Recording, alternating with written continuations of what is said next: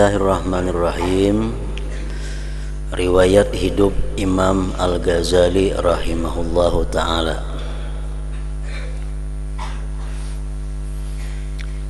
Imam Al-Ghazali rahimahullahu ta'ala adalah di antara tokoh pemikir Islam yang ulung dan telah mendapat gelaran di kalangan kaum muslimin sebagai Hujjatul Islam.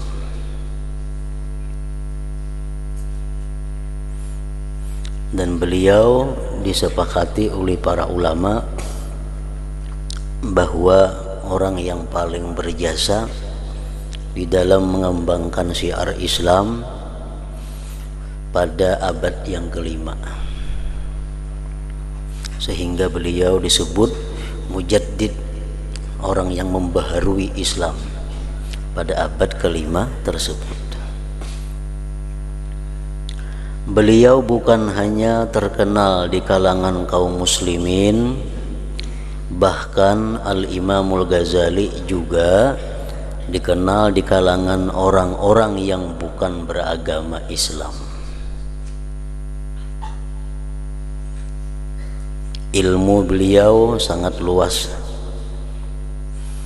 Pengalaman dan keahliannya di bidang ilmu tasawuf dan pembentukan rohani sudah menjadi ciri-ciri keunggulan beliau. Sementara kitab Ihya Ulumuddin yang beliau tulis telah diakui kehebatan dan keagungan oleh kawan dan lawan.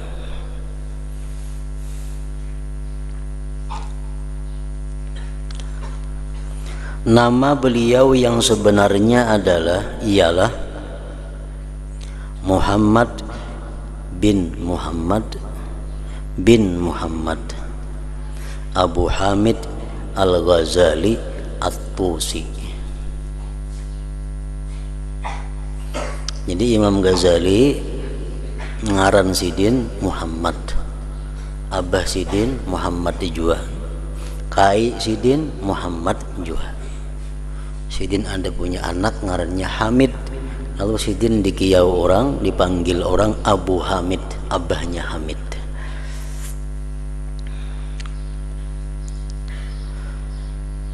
Beliau dilahirkan di kampung Ghazalah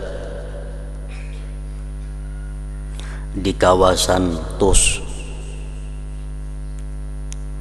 Tus sebuah bandar, sebuah kota yang ada di utara Iran.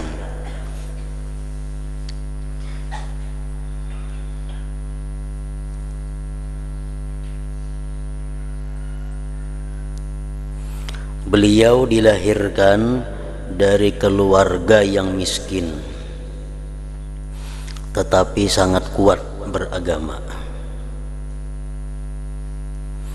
Oleh karena orang tuanya meninggal dunia ketika Imamul Ghazali masih kecil, maka terpaksa beliau menghadapi bermacam-macam kesusahan dan cobaan.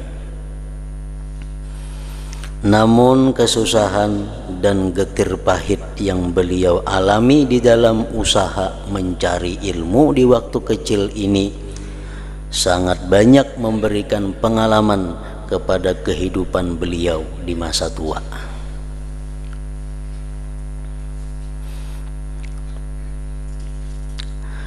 Pada mulanya Imam Al-Ghazali rahimahullahu ta'ala belajar di kampungnya sendiri.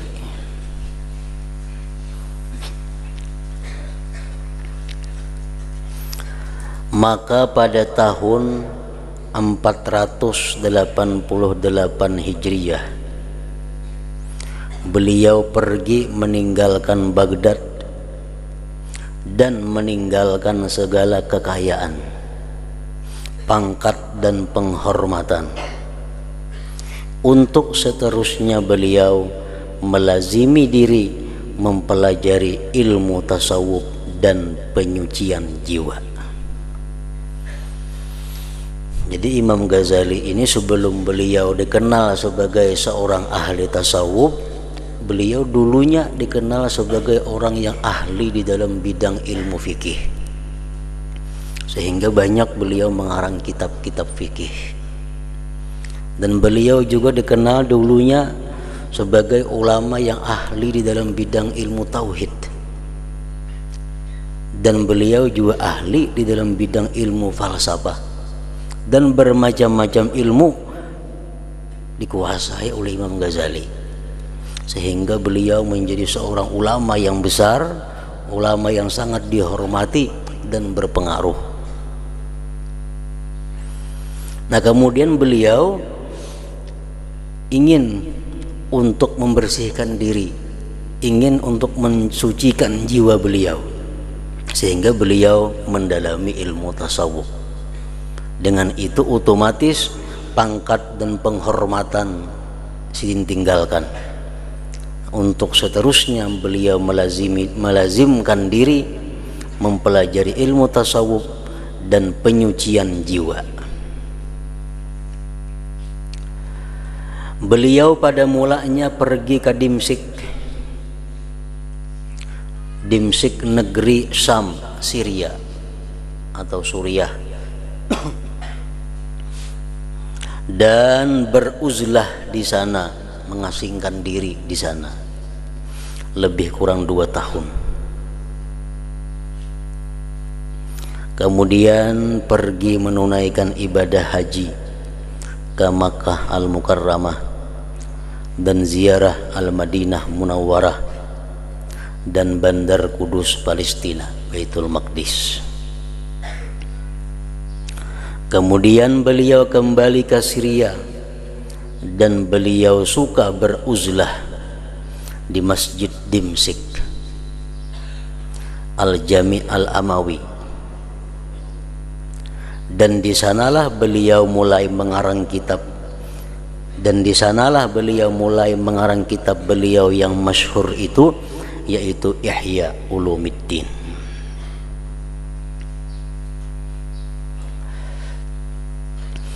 Di dalam kitab manakib sejarah hidup daripada Al-Imam Al-Ghazali, bahwa beliau ini merupakan salah seorang yang ahli dalam berbagai bidang ilmu, dan tidak diragukan kehebatan ilmu beliau. Namun tidak sedikit pula ulama-ulama, imam-imam muslimin yang tidak menyenangi dengan beliau.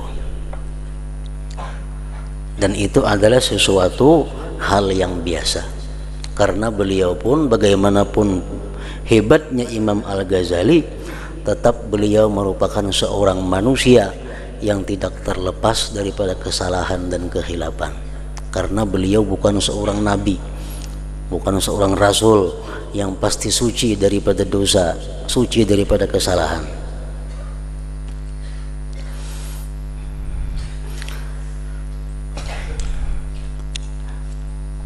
Banyak di antara mereka imam-imam muslimin, Syekhul Islam, guru-guru besar yang tidak menyenangi dengan Imam Ghazali, dengan karangan-karangan beliau. Di situ disebutkan antara lain yang sangat terkenal adalah Qadhi Iyad. Qadhi Iyad ini salah seorang ulama besar. Beliau sangat tidak senang dengan karya Imam Ghazali, terutama Ihya Ulumuddin, sehingga beliau berfatwa agar membakar siapa-siapa, membakar kitab Ihya Ulumuddin. Beliau memberikan fatwa kepada umat bahwa siapa-siapa yang ada punya kitab Ihya Ulumuddin supaya dibakar.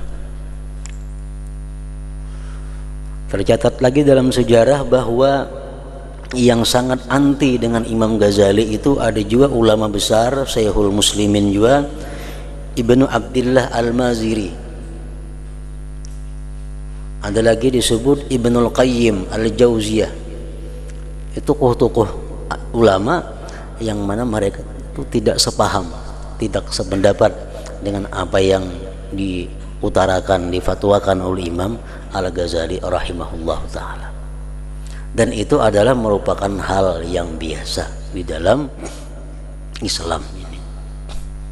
Imam Syafi'i, imam mujtahid yang kealimannya sudah diakui oleh dunia, Imam Syafi'i pun banyak ditantang, dikritik oleh para ulama-ulama yang lainnya. Demikian pula imam-imam yang lainnya.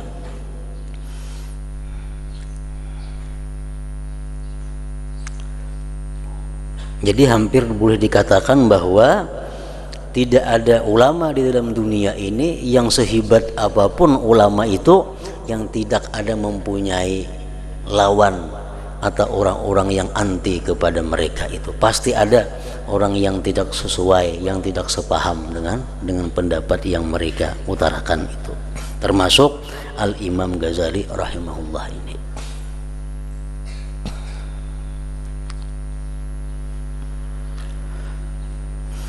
Namun banyak pula, tidak sedikit, bahkan boleh dikatakan mayoritas, kebanyakan para ulama-ulama itu sepaham, sepakat dan mengakui apa yang dikatakan, apa yang ditulis, apa yang difatwakan oleh Imam Ghazali. Jadi ada nang anti, ada nang pro, ada nang katuju, ada nang kada katuju. Itulah sudah dunia. Orang katuju itu pasti ada, nang kada katuju pun ada.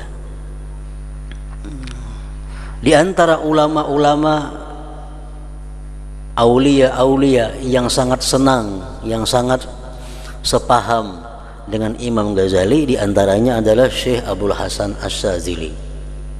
Nah, beliau ini sangat mengagungkan Imam Ghazali, sangat memuji Imam Ghazali. Bahkan Syedin sampai menganggap bahwa Imam Ghazali itu merupakan salah seorang di antara manusia yang patut untuk dijadikan tawasul, untuk dijadikan perantara kita kepada Allah Subhanahu wa ta'ala. Jadi Imam Abdul Hasan Asy-Syadzili mengatakan, man kanat lahu minkum hajah ilallah falyatawassal bil Ghazali. Man kanat lahu minkum hajatun ilallah falyatawassal bil Ghazali. Ujar Sidin, barang siapa ada di antara kalian punya hajat kepada Allah, hendaklah dia bertawassul kepada Imam Al-Ghazali. Niscaya hajat itu akan ditunaikan oleh Allah Subhanahu wa ta'ala. Jadi bertawassul kepada Allah, misalnya, ya Allah atau Allahumma bihaqqi Abi Hamid Muhammad bin Muhammad Al-Ghazali ikdi hajati. Contoh tawassul. Ya Allah, dengan hak Abi Hamid Muhammad bin Muhammad Al-Ghazali ikdi hajati, tunaikan hajatku. Itu ngarannya bertawassul kepada Allah melalui Al-Imam Al-Ghazali.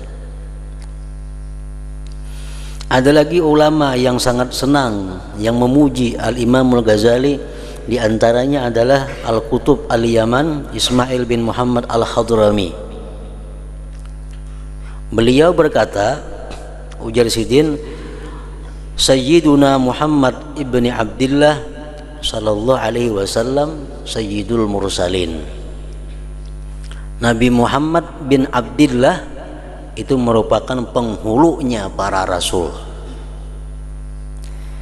Wa Sayyiduna Muhammad bin Idris Asy-Syafi'i Sayyidul Mujtahidin. Bermula Muhammad bin Idris Imam Syafi'i itu merupakan penghulunya imam-imam mujtahid. Wa Sayyiduna Muhammad bin Muhammad Al-Ghazali Sayyidul Musannifin. Dan penghulu kita Muhammad bin Muhammad Imam Ghazali itu merupakan penghulunya para pengarang kitab, Sayyidul Musannifin. Di antara yang memuji kepada Imam Ghazali lagi antara lain adalah kebanyakan daripada tokoh-tokoh mazhab Maliki, tokoh ulama dari kalangan mazhab Imam Malik. Mereka mengatakan an-nasu fi fadli ulumil Ghazali. manusia itu seluruhnya adalah hanya merupakan sisa daripada ilmunya Imam Ghazali. Artinya kita ini semua kita pernah kita pelajari ini, itu merupakan labihannya daripada ilmu Imam Al-Ghazali rahimahullahu ta'ala. Artinya apa? Sebagian besar ilmu itu ada pada diri Imam Al-Ghazali rahimahullahu ta'ala.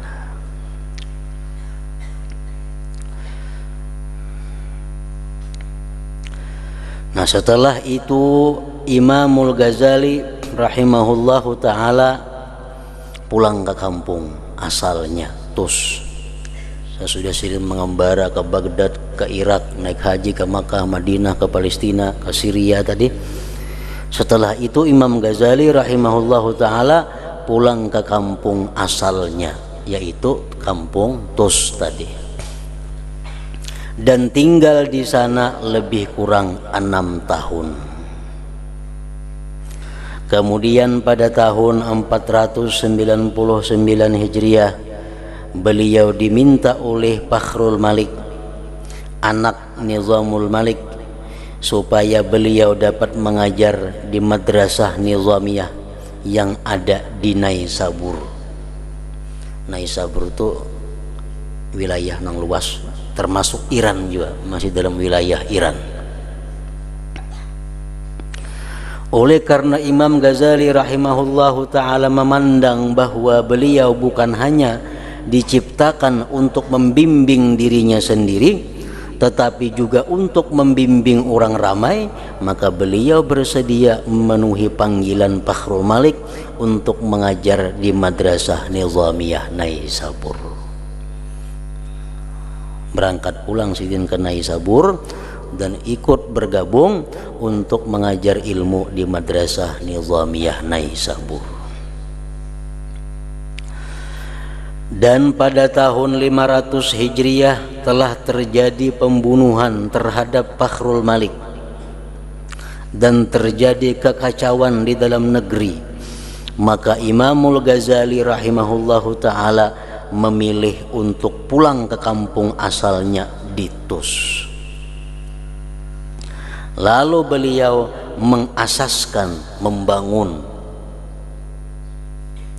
sebuah madrasah dan zawiyah pondok berhampiran dengan rumah kediamannya. Nah, di sini di kitab Ampun Kun ini Kasubalah membaca, nah soalnya sambungannya ini sama lawan yang kita baca ini kedua.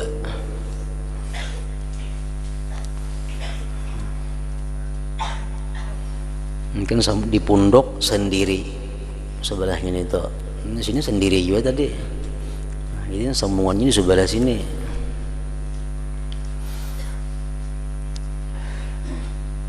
Lalu beliau mengasaskan sebuah madrasah dan zawiyah pondok berhampiran dengan rumah kediamannya.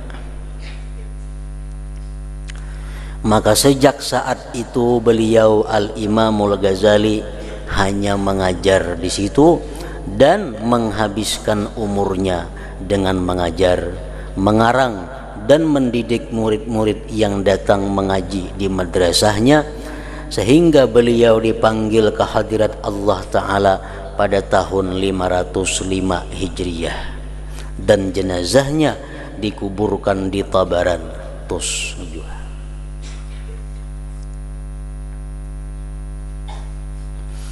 Di dalam kitab manakib yang lain tentang Imam Ghazali disebutkan pula adalah untuk mengetahui karamah-karamah beliau, kemuliaan-kemuliaan yang diberikan Allah kepada beliau sebagai tanda bahwa beliau termasuk aulia Allah Ta'ala. Di dalam kitab manakib yang lain disebutkan ada salah seorang ulama besar yang bernama Abu Abdullah bin Zain. Abu Abdullah bin Zain ini suatu hari, si ulama ini satu hari membaca kitab, yang kitab itu isinya adalah mengkritik Imam Ghazali. Kitab itu isinya mencela Imam Ghazali. Begitu Sidin baca kitab tadi, Pak Umia, buta mata Sidin. Yang dibaca ini kitab yang mencaci maki Imam Ghazali. Begitu membaca, buta. Lalu Syekh Abu Abdillah bin Zain ini sujud kepada Allah. Begitu buta, langsung Sidin sujud kepada Allah dan memohon kepada Allah agar dikembalikan matanya supaya bisa melihat. Dan beliau bersumpah kepada Allah tidak akan lagi membaca kitab yang anti kepada Imam Ghazali.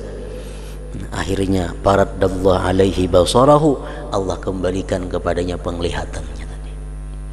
Nah, begitu bersumpah bahwa ya Allah, demi Allah aku tidak akan membaca lagi kitab-kitab yang mencela Imam Ghazali. Akhirnya beliau dapat melihat kembali. Salah satu di antara karamah Imam Ghazali. Nah, ada lagi disebutkan karamah Imam Ghazali adalah salah seorang ulama besar di Maghribi, Maroko. Nah, si ulama ini sangat tidak senang kepada Imam Ghazali, sangat tidak senang kepada kitab Ihya Ulumuddin, mencaci maki kepada Imam Ghazali. Lalu akhirnya si ulama besar ini mengeluarkan fatwa bahwa besok setelah hari Jumat, setelah sembahyang Jumat, semua yang punya kitab Ihya agar dikumpul di depan masjid dan untuk dibakar bersama-sama. Nah, pada malam Jumat itu si ulama besar ini bermimpi bertemu dengan Rasulullah Sallallahu Alaihi Wasallam. Dalam mimpinya itu ada juga di situ hadir Imam Ghazali rahimahullahu taala. Nah, lalu Imam Ghazali di dalam mimpinya si ulama tadi melapor kepada Rasulullah, wahai Rasulullah, nah ini ulama si Fulan bin Fulan ini sangat mencela kepada ulun, sangat mencaci maki kepada ulun, sangat menghina kepada kitab karangan ulun. Nah, akhirnya Nabi kita mengambil tungkat, Sidin pukul si ulama tadi beberapa kali, pukul di belakang. Begitu bangun daripada guringnya, si ulama tadi melihat ke belakang, ada bekas pukulannya sebanyak 5 pukulan di belakang bebalar, bekas dipukul Nabi pada malam tadi. Nah, akhirnya si ulama tadi bertobat kepada Allah dan mencabut fatwanya tentang membakar kitab Ihya. Akhirnya beliau menjadi orang yang sangat senang, menjadi orang yang sangat setuju kepada Al-Imam Ghazali rahimahullahu ta'ala. Nah, itu karamat-karamat yang diberikan Allah yang membuktikan bahwa Imam Ghazali adalah merupakan salah seorang di antara kekasih atau aulia Allah Subhanahu wa ta'ala.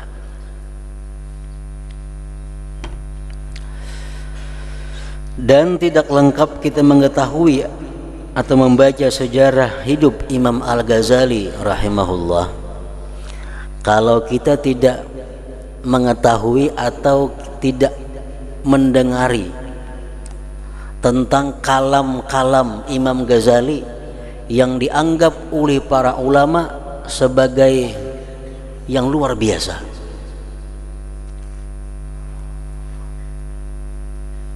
Kada lengkap kita membaca satu manakib Imam Ghazali kalau kita kada sempat, kada mengetahui apa-apa kata-kata mutiara yang keluar dari mulut Imam Ghazali yang dianggap oleh ulama-ulama sebagai kata-kata yang tidak ada sebelumnya.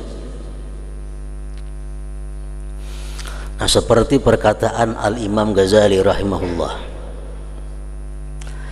Ujar Imam Ghazali mengatakan, man fatahul lihaq bidarajatil akabir biddin lam yafuthu sawabu hubbihi lahum mahma ahabba dhalik. Nah, ini kalam perkataan Imam Ghazali yang dimasukkan oleh para ulama di dalam manakibnya.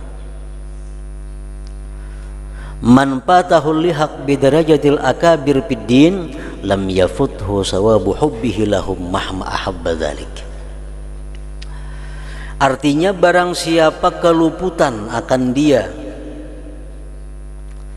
mendapati atau menghubungi dengan derajat orang-orang yang besar pada agama.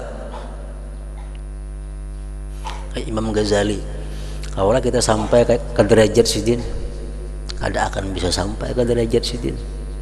Kayak apa aja kita mengaji, kayak apa aja kita beribadah, kita kadang akan sampai, kadang akan bisa menyamai derajatnya Imam Ghazali. Kayak apa aja kita mengaji, kayak apa aja kita beribadah, kita kadang akan bisa sampai ke derajatnya Imam Syafi'i. Karena itu orang-orang yang luar biasa pada masa dahulu.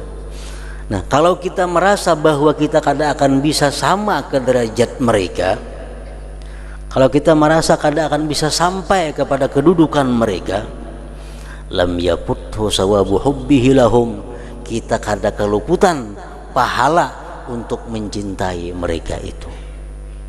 Nah, dengan bermodal cinta yang besar, dengan bermodal cinta yang sejati, kita akan bisa ditempatkan Allah sejajar dengan mereka itu.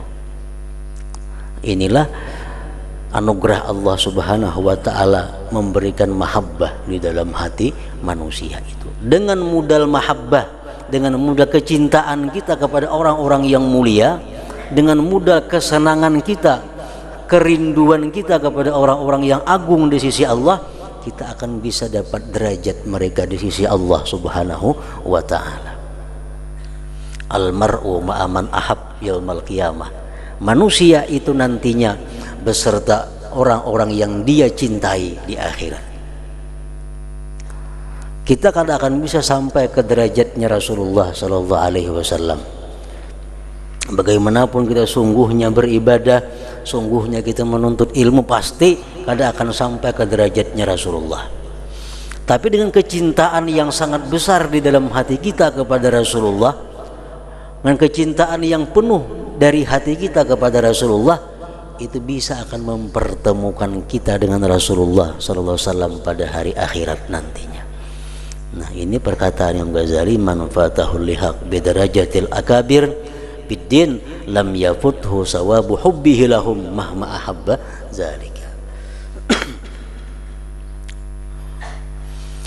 Di antara perkataan Imam Ghazali lagi, minadz dzunub ma yurithu su'al khatimah. Ujar Imam Ghazali, ada di antara dosa-dosa yang bisa membuat seseorang matinya su'ul khatimah. Ada dosa-dosa yang bisa membawa seseorang kepada mati, dicabut iman. Dosa apa? Wa huwa di'a'ur rajul al-wilayata ma'a faqdiha minhu, yaitu dosa mengakunya seseorang sebagai wali padahal dia bukan wali Allah Subhanahu wa ta'ala. Kita ini merasa dalam diri, aku ini wali, merasa diri aku ini wali padahal ada wali. Nah, ini satu dosa yang besar yang mengakibatkan nantinya bahwa dia mati su'ul khatimah. Apa merasa misal bila berdoa kabul, berdoa kabul 5-4 kali sudah berdoa kabul, bah wali juga aku nih sudah, wali aku nih. Padahal kadang mesti wali doa kabul nih tuh. Orang kafir gini mau dikabulkan Tuhan doanya karena lanjuran dari Allah. Orang yang banyak dosa, orang yang durjana, mau aja doanya dikabulkan Allah karena Allah marah kepadanya, dilanjur. Minadz dzunub ma yurithu su'al khatimah wa huwa di'a'ur rajul al-wilayah ma'a faqdiha minhu. Di antara perkataan Imam Ghazali yang dianggap sesuatu yang luar biasa oleh para ulama-ulama adalah antara lain pula, mahma ra'aital ulama yataghayyarun wa yatahasadun wa la yata'anasun fa'lam annahum mushtarawul hayatad dunya bil akhirah fahum khasirun. Mahma ra'aital ulama yataghayyarun, bila mana engkau sudah melihat ulama itu saling cemburu, bila mana engkau melihat ulama itu saling cemburu, artinya apa? Ulama itu cemburu. Misalnya ada seseorang mengaji lawan kita, mbak itu murid kita ini mengaji juga ke orang lain, mencemburu kita, sakit hati. Artinya muridku ini mengaji ke lain. Hendaknya lawan aku saya ku mengaji. Ini mengaji juga ke lain sekalinya. Nah, bila mana engkau melihat ulama-ulama itu sudah saling cemburu mencemburui, wa yatahasadun, dan mereka sudah saling iri dengki satu dengan yang lainnya, wala yata'anasun, dan tidak berjinak-jinakan kadang mau bergabung-gabung berkumpul-kumpul, fa'lam, ketahuilah, annahu mushtarawul hayatad dunya bil akhirah, bahwa mereka sudah menukar kehidupan dunia dengan akhirat. Berarti ulama ini sudah menjual dunianya, menjual agamanya dengan kepentingan-kepentingan duniawi. Mestinya kalau orang itu ada mengaji suka, tentu suka. Adanya kada kalau orang mengaji ke lainnya sakit hati. Nah, ini ulama seperti ini, ulama yang menjual akhirat untuk kepentingan dunia. Fahum khasirun, dan mereka orang yang rugi. Mereka adalah orang yang rugi. Nah, di antara perkataan Al-Imamul Ghazali lagi, kalamuhu radhiyallahu anhu, ujar Imam Ghazali mengatakan, laisal war'u bil jabhati hatta taqattaba. Bukan wara itu andaknya di dahi yang becatik. Kalau dahi becatik yang behirang di sini, nah, itu bukan tanda wara. Jadi jangan dikatakan beliau itu becatik itu wara, kadang mesti bisa luyuh mau juga. Nah, laisal war'u bil jabhati hatta taqattaba. Bukanlah wara itu letaknya di dahi yang becatik. Jadi jangan terperdaya, jangan tertipu dengan hirang di dahi. Wala fil khaddi hatta yasfarra, dan bukanlah wara itu andaknya di pipi yang pucat. Orangnya dahi becatik, muhapina pucat, artinya tanda kata pi makan, tanda kata pi guring. Belum tentu itu wara. Wala fil zahri hatta yanhaniya, dan bukan pula wara itu letaknya di belakang yang bungkuk. Wala fir raqabah hatta tata'ta'a, dan bukan pula wara itu andaknya di gulu yang tunduk. Jalan tunduk aja, belum tentu wara. Wala fil zaili hatta yudam, dan bukan pada ujung tapih nang disingsing atau halintuh tapih wara, kada tentu.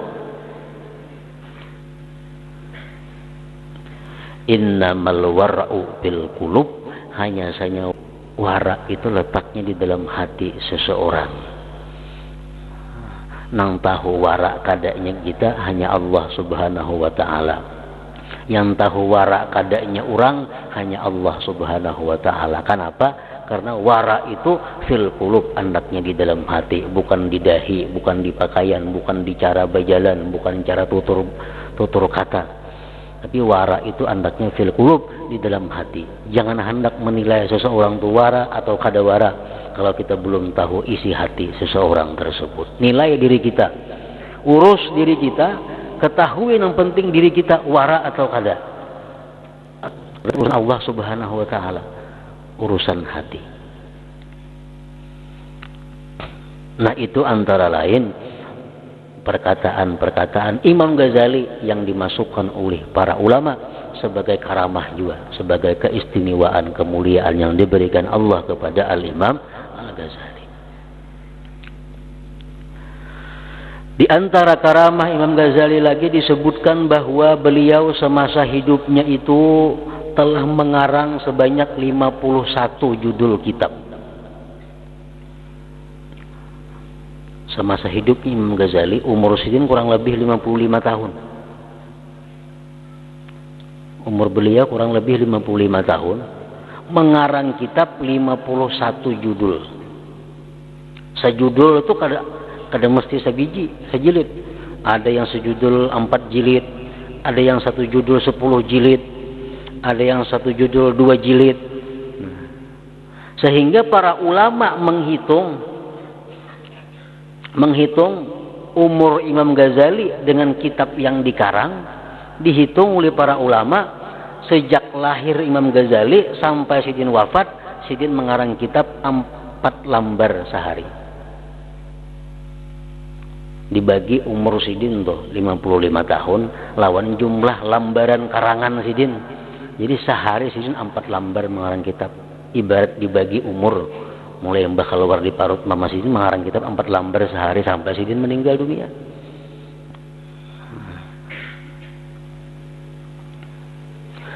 Nah, itu sebagian daripada karamah-karamah Al-Imam Ghazali rahimahullah. Al-Imam Ibnul Jauzi menghikayatkan daripada Imam Ahmad, saudara Imamul Ghazali rahimahullahu ta'ala, yang menceritakan peristiwa kematian Imam Ghazali rahimahullah ta'ala. Berkata Imam Ahmad dan sanak Imam Ghazali, Imam Ahmad Al-Ghazali, berkata Imam Ahmad tersebut setelah terbit fajar hari Senin 14 Jamadil Akhir tahun 505 Hijriah, saudaraku Imam Ghazali berwudu dan terus sembahyang subuh. Selepas sembahyang beliau berkata, "Bawa ke sini kain kafanku."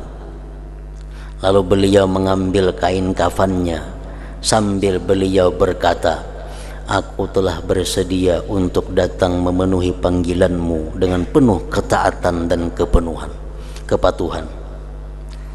Setelah itu beliau menghunjurkan kakinya menghadap kiblat dan terus beliau menghembuskan napas yang terakhir untuk memenuhi panggilan Tuhannya dengan penuh ketenangan.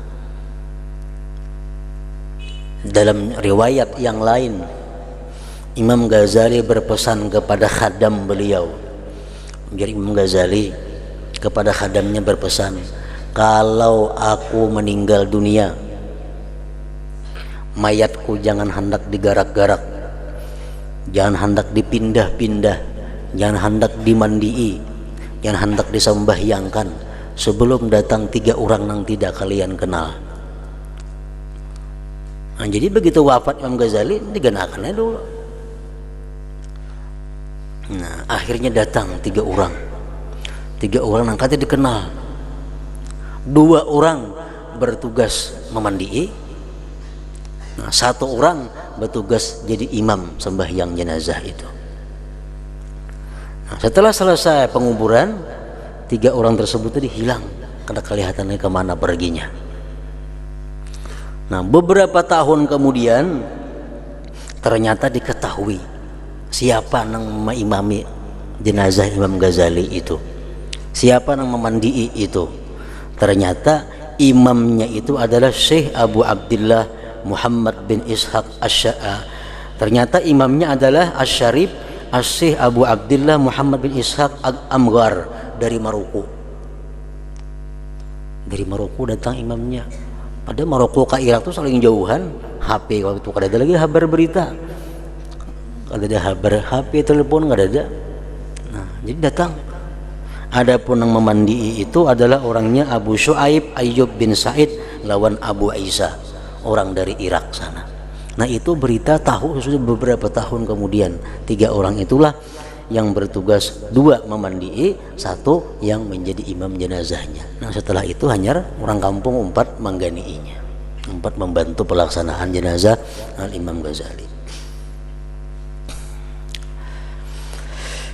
Nah, kemudian perlu juga kita mengetahui tentang amaliyah wirid daripada Imam Ghazali yang mungkin bisa kita ambil manfaatnya, faidahnya.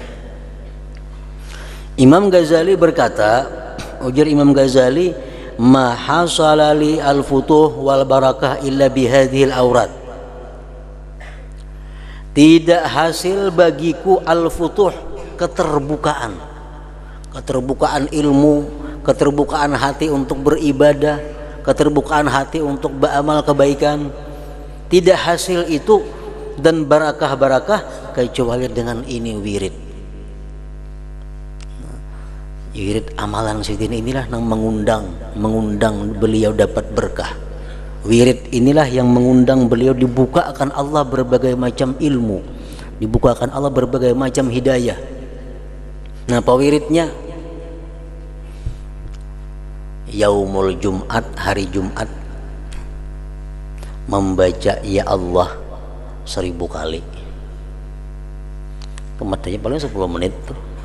Ya Allah, ya Allah, ya Allah, ya Allah, ya Allah, ya Allah, ya Allah, ya Allah, ya Allah, ya Allah 1000 kali. Itu hari Jumat. Kalau hari Sabtu wirid sidin la ilaha illallah 1000 kali. Ini 20 menitan itu. La ilaha illallah, la ilaha illallah, la ilaha illallah. Itu hari Sabtu. La ilaha illallah 1000 kali. Kalau hari Ahad bacaan sidin ya Hayyu ya Qayyum 1000 kali. Seberapa jam lah? Ya Hayyu ya Qayyum, ya Hayyu ya Qayyum, ya Hayyu ya Qayyum, ya Hayyu ya Qayyum, ya Hayyu ya Qayyum 1000 kali. Nah, kalau hari Senin bacaan sidin la haula wala quwata illa billahil aliyyil azim 1000 kali. 20 menitan lebih ini tuh. La haula wala quwata illa billahil aliyyil azim, la haula wala quwata illa billahil aliyyil azim, la haula wala quwata illa billahil aliyyil azim. Hari Selasa bacaan sidin Allahumma shalli ala sayyidina Muhammad an-nabiyil ummi wa ala alihi wa sahbihi wa sallim. Setengah jam ini. Allahumma shalli ala sayyidina Muhammad an-nabiyil ummi wa ala alihi wa sahbihi wa sallim 1000 kali. Hari Rabu astaghfirullahalazim 1000. Tomat aja itu astaghfirullahalazim, astaghfirullahalazim, astaghfirullahalazim 1000. Hari Kamis subhanallahil azim wa bihamdi, subhanallahil azim wa bihamdi, subhanallahil azim wa bihamdi.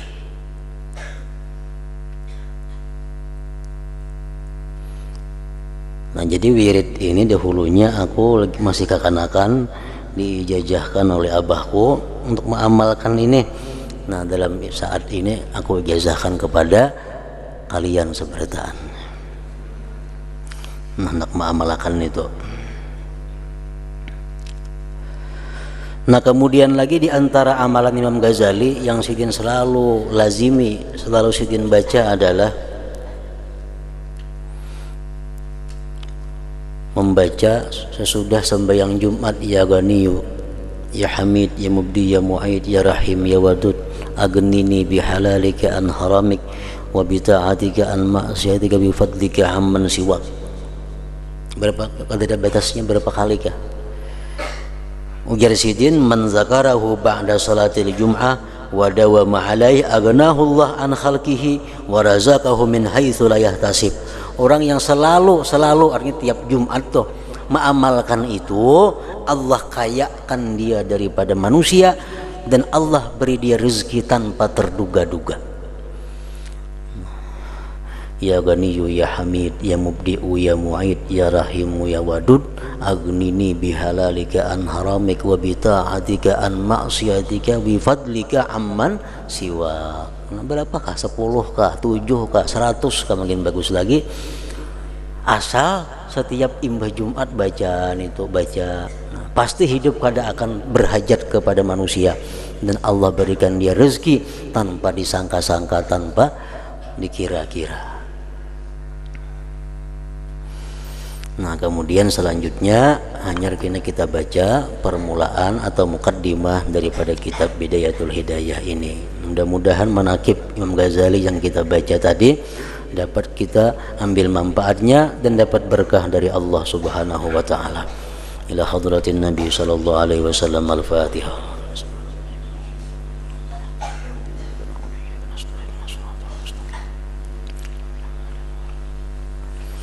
Bismillahirrahmanirrahim. Alhamdulillahirabbil alamin. Allahumma shalli wa sallim wa barik ala sayyidina wa habibina Muhammadin wa ala alihi wa sahbihi ajma'in.